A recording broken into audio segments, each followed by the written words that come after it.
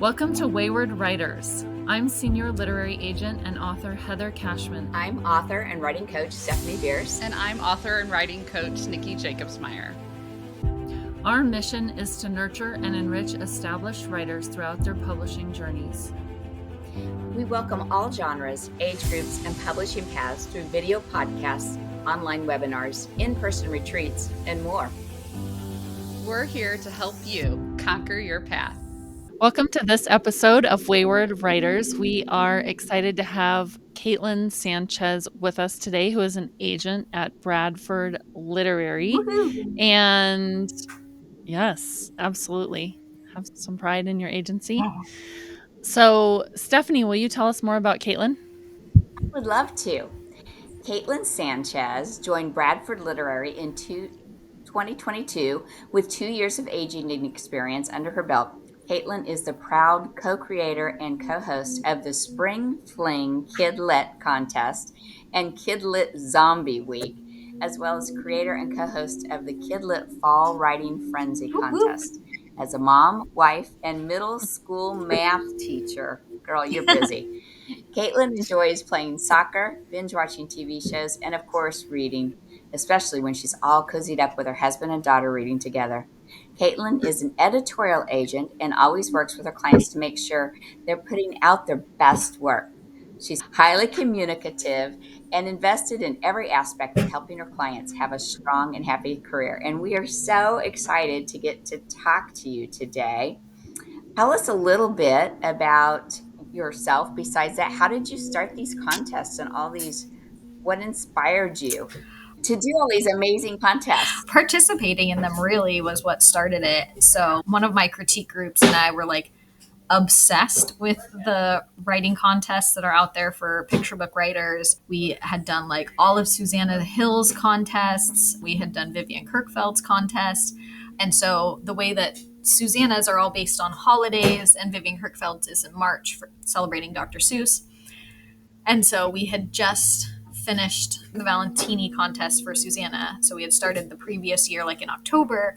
And so it just been like October, then December, then February, and then Vivian had hers in March.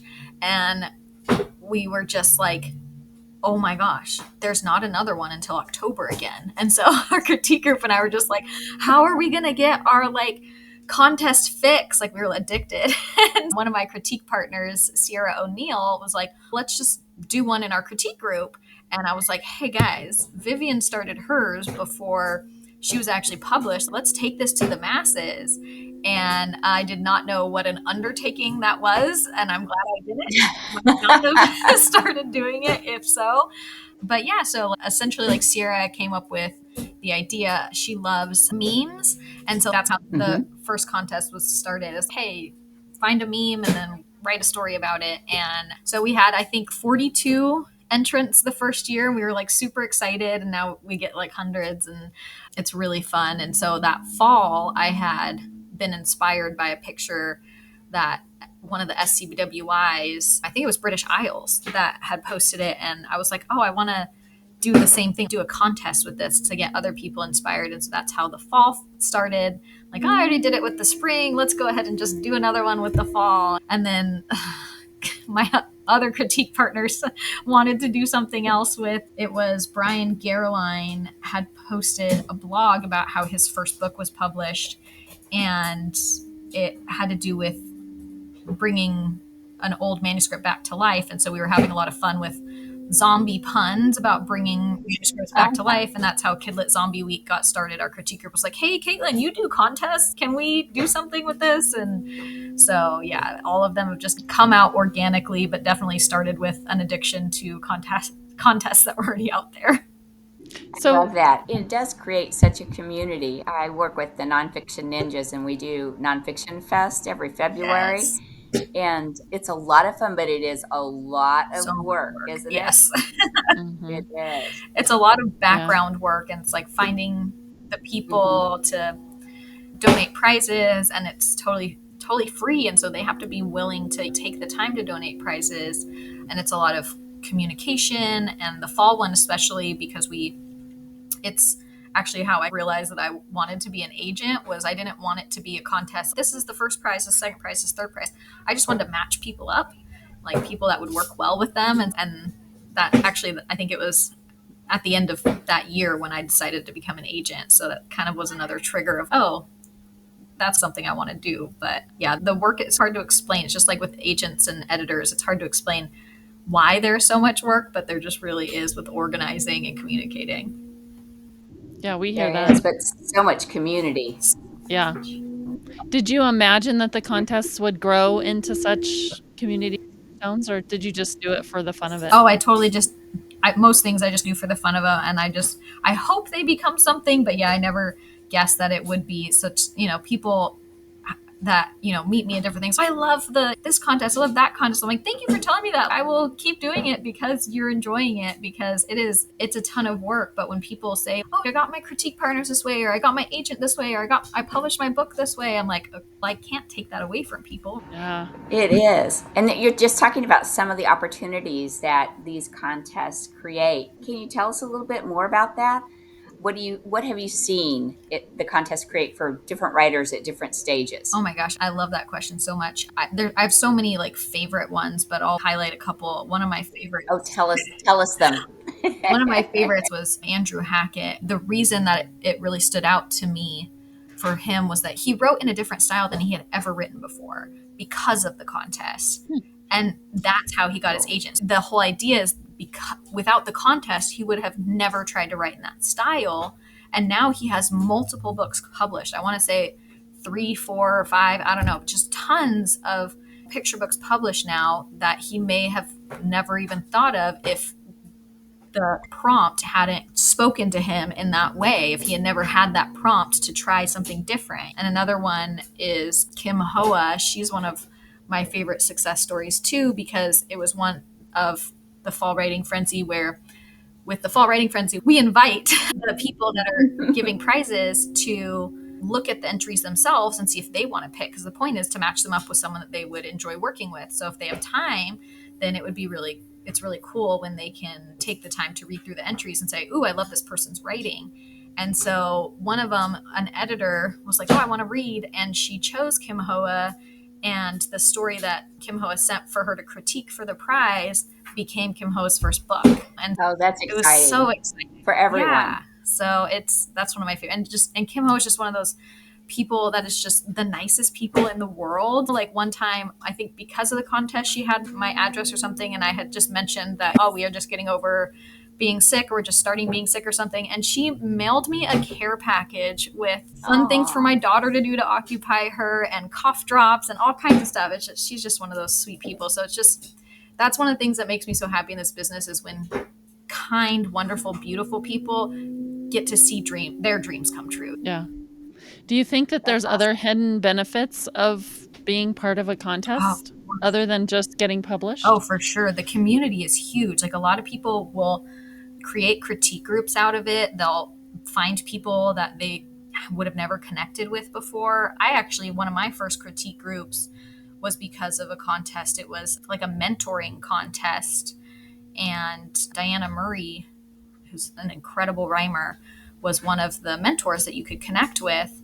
And I was one of her runners up. And she actually chose quite a few runners up. And so when I saw all our names, I was like, hey, do you guys want to create like a critique group together? Because obviously Diana saw something in us and she's so talented. And so we called ourselves Murray's honorable mentions. And so That's cute. yeah, and it was great because we knew that everyone in there was a great rhymer. Otherwise Diana wouldn't have picked them. So they're like, if I ever need anything, I'm always like, hey guys, can you look at this for rhyme?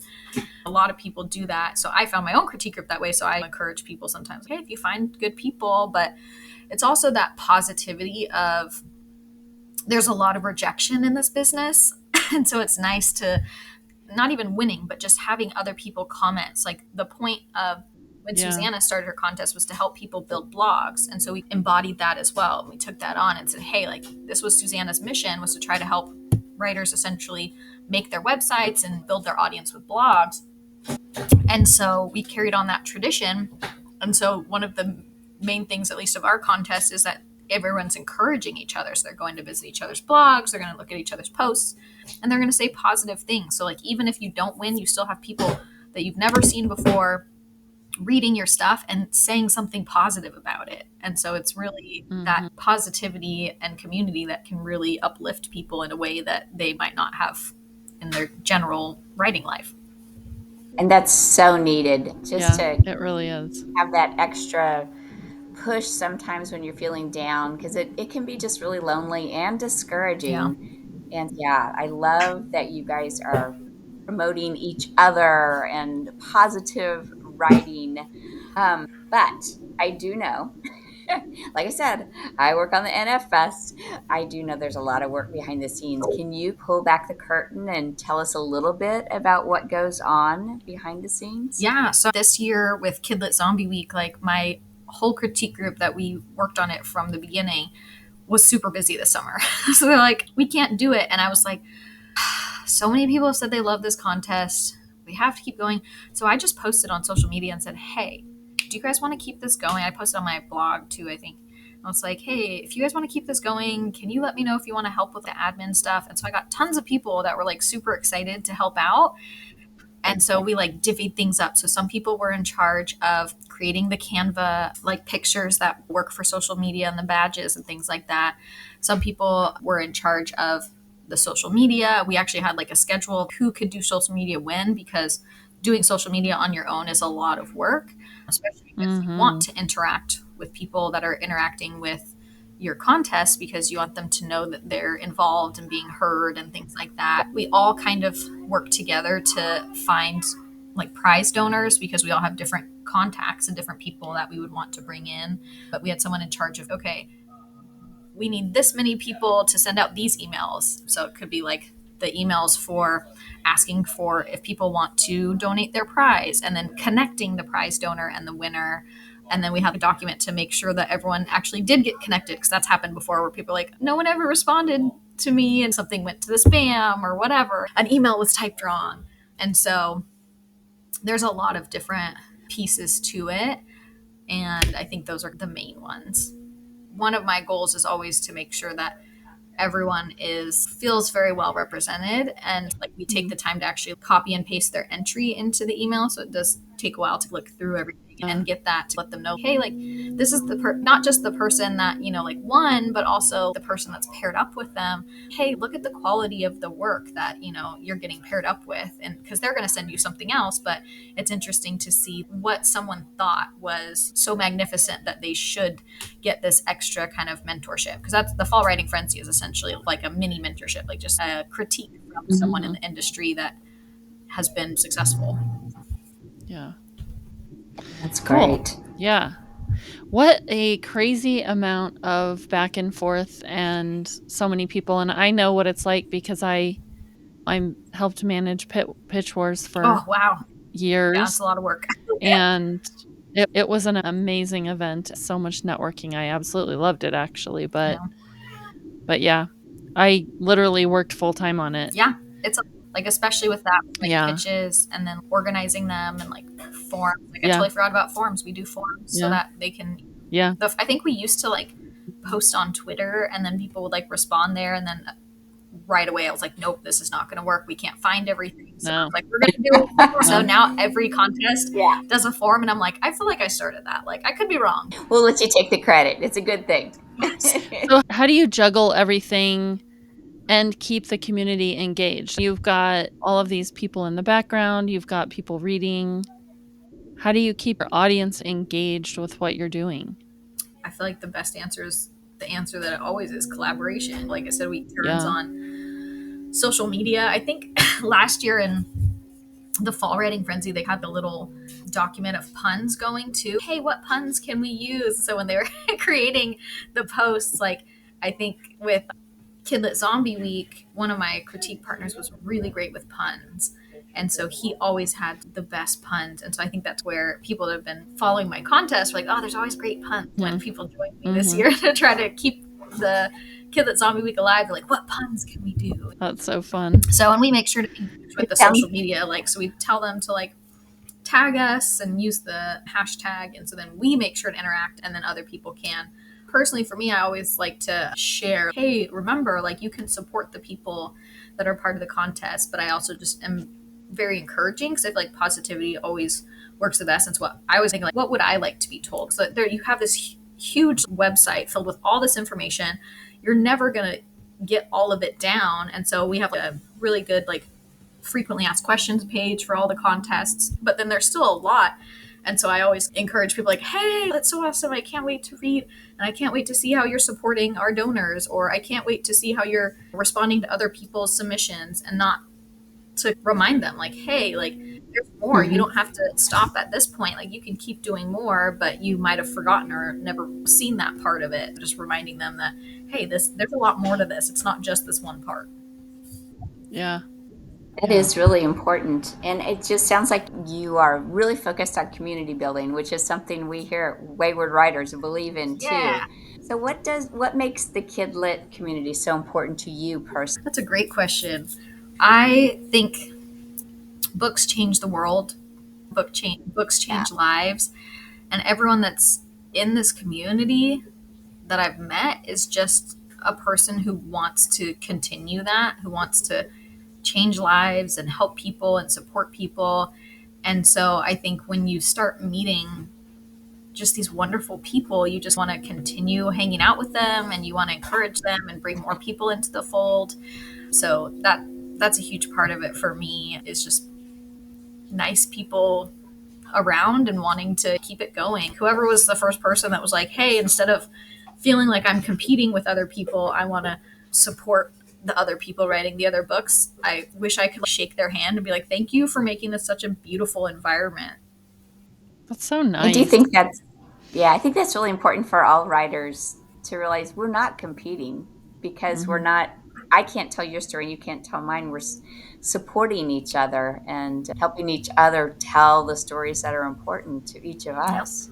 So yeah, I love that. I guess my curiosity is when I was running Pitch Wars with, of course, with Brenda, we were working together side by side. Yeah. But it was a learning experience for me, but it was also a way to really connect with industry people. And it actually really changed my perspective in a lot of ways on the industry as a whole. Oh, yeah. Has running these contests changed you, do you think, as a writer or as an agent? Especially as an agent, has it transformed you in any way, or do you think you have insights that other people don't?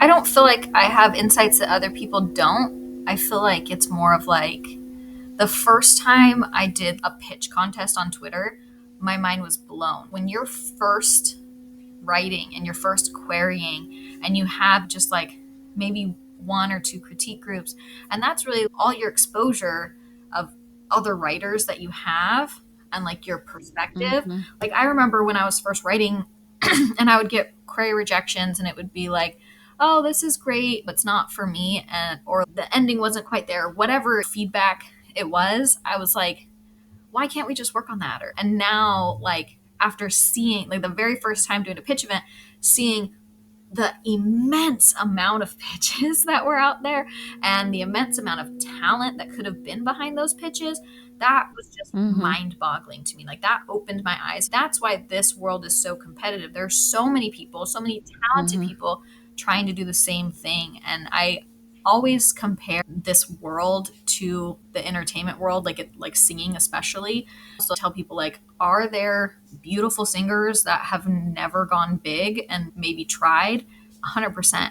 Are there singers that aren't that great but had a unique platform that they ended up doing really well? Or those that are one hit wonders because had that one great idea but nothing ever came to fruition afterwards? Yes. And so, like, we all see that no matter who you are. Like, everyone listens to music, and so I feel like that's a really good kind of comparison.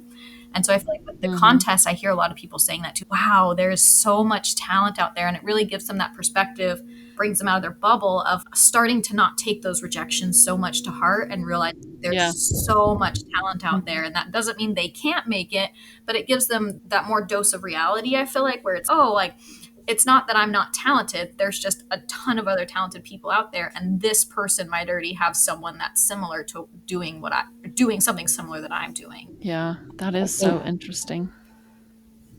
It is. It's a good perspective to gain because there are It so is. many talented people out there, and it's fun to get to and talk to them.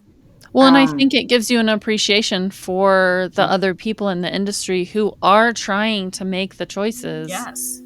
and realizing how difficult it is sometimes to or all the time really, to make those choices of which one am I gonna choose? Because I can't take on 100. Yes.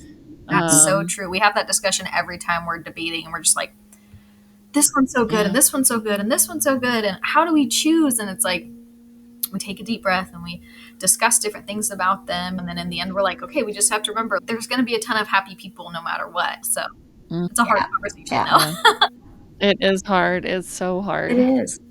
So, for those people entering their contest for the first time, do you have any advice to give to them? Oh, obviously, definitely build the community, get to know different people, encourage each other. And also, if it's like a writing contest, don't wait till the last minute to try to do your writing if you can.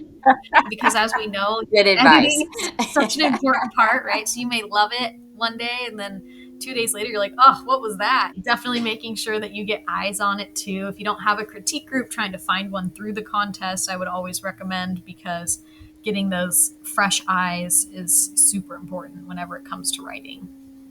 Yeah, definitely. Okay, you get all of these amazing manuscripts in. Mhm. And I guess this is the same idea as being an agent. This is what we do. But when you're having a contest, what is it that really make a submission stand out to you? Yeah, you're right. It is just like agenting. And I think that's the fun thing is, like I said, I don't try to do anything on my own. And so I always have different, like my, not just my co-hosts, but we also try to have like guest judges too, just to get different perspective and also to have a tiebreaker. Because if there's just two of us and we can't agree, then the third person can be our tiebreaker. And so I like every time I work with people, especially people that are authors that don't see the agenting or editing side, they're just like, oh, it's mind blowing to them on the judge side to be like, how do we choose, and different things like that. So it's with different contests, there's different focuses, but with all of them, it's just like agenting, where we're just like, what's unique? What has a great voice? What gets us to continue thinking about it? Who put the syntax together in a way that just blew our minds? Who had an ending or a title or both, or wrote in a certain way that just made us go, oh, whether it's a like excited or like gentle or sweet, just made us really like think differently. And I feel like you said it's really just the same thing we do with agenting. What's going to really stand Mhm. out? And the difference with contests, though, is we don't expect them to be perfect, because the whole point is to connect them with people that are successful in the industry.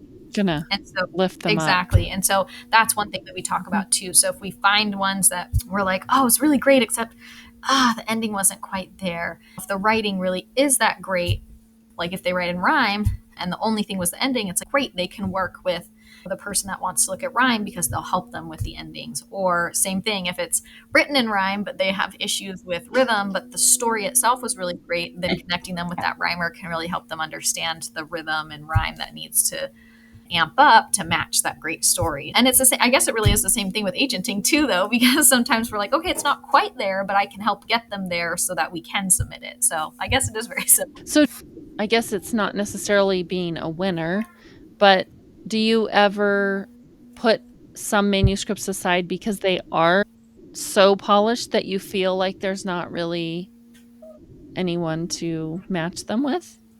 That's a great question. Whenever we have something like that, it's more of just we love them so much. So, like, almost every year, the judges, we give way more prizes. So I'll give 2 or 3, and sometimes Lydia will give 2 or 3 for the fall. Sierra and I do the same thing. Hey, like, we really love this one, but it wasn't, do you want to give them a separate critique, even though that contest is numbered in order? And then same thing, even with the Kidlit Zombie Week, we each kind of choose 5 to critique with all of us, is how that contest goes. And it's just based on the pitch. And then sometimes Mm. someone will be like, I really like this one. It wasn't the top 5. Can I just offer them like a critique myself and we're like, yeah, you do you, friend. There's always like lots of different things like that where we offer, hey, I'm going to do yours. But usually for us, it's, I really love this one, but it didn't quite fit someone else. So you get me. That's great. And I'm sure the contestants are thrilled I with hope so. that. So that's Yeah, exciting. Yeah. absolutely.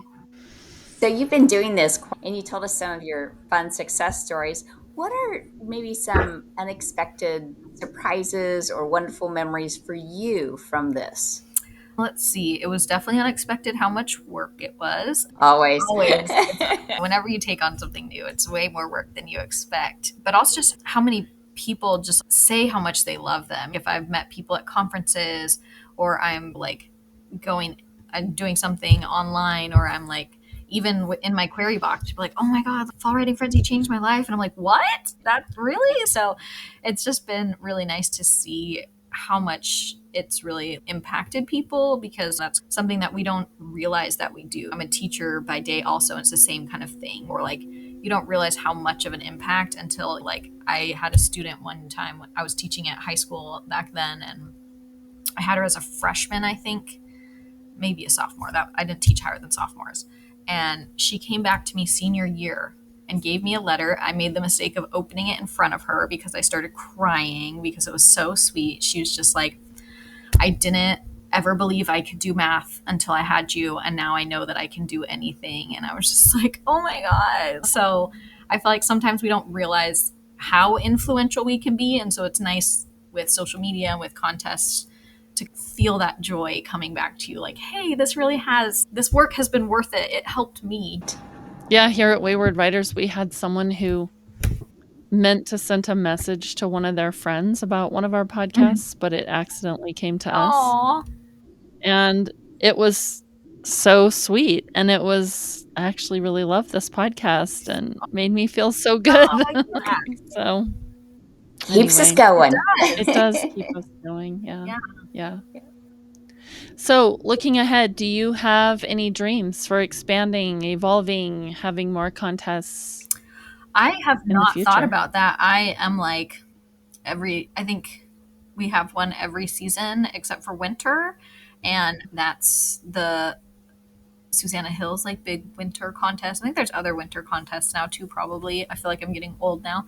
But yes, I pretty much have one every season except for the winter. And so that's like my break. So I don't foresee having the energy to do Right.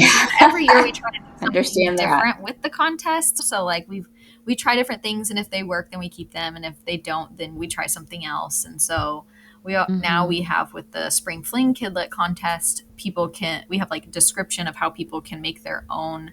Oh, it's GIFs, not memes. I said memes earlier. How they can make their own GIFs, whatever you want to call them. They're similar. Yeah. So they're very similar, but a little bit different. And so that's something that like we've added and done different things to make it interesting or more exciting. With the fall writing frenzy, every year we pick images, and so Lydia really makes it her goal to find like really different pictures. And then one year we actually had someone message us and say, hey, there's only like Halloween stuff here. Is there a way you can bring more diversity? And it just blew my mind. Like the glass shattered. I was like, oh my gosh, like we had not thought of that. And so I put a post out and I was like, hey, can someone tell me like important things that happen in different cultures this time of year? And so we always include really cool stuff from different backgrounds all the time in the images too. So not only different pictures that represent fall, but also represent different religions in the fall and different backgrounds in the fall. And so it's really cool. And so ever since then, we've had a very diverse set. But again, just like listening to people, like, no, they weren't being cruel in any way. They just really wondered why there wasn't other representation there. And we were just like, we didn't know what we didn't know. And so just learning from that was really cool. And so we tend to do the same kind of thing. And then like having new people this year for Kidlit Zombie Week, they suggested different things and wanted to try different things. One year for Kidlit Zombie Week, we did like a pitch practice, like Zoom call kind of a thing, just because someone's, hey, I want to try this. And we're like, cool. So usually it's more of just like those minute changes as opposed to something big. To me, just how much they've already helped people and continue to help people is huge. Yeah, absolutely. And we appreciate that too. Your writing community, we appreciate it and love the contest. So glad that you will keep them going. This has been so fun to get to talk to you, Kaitlyn. Thanks for being with us. And thanks for all the work you and your team do for the Kidlit Oh, community. thank you. Yeah, absolutely. This has been fun. Thank you guys for All having me. right. Oh, Yeah, thanks for coming. absolutely. Thank you for joining us on this episode of Wayward Writers. Let's connect. Find us at waywardwriters.com, X, Instagram, YouTube, and Facebook. See you next time. Conquer your path.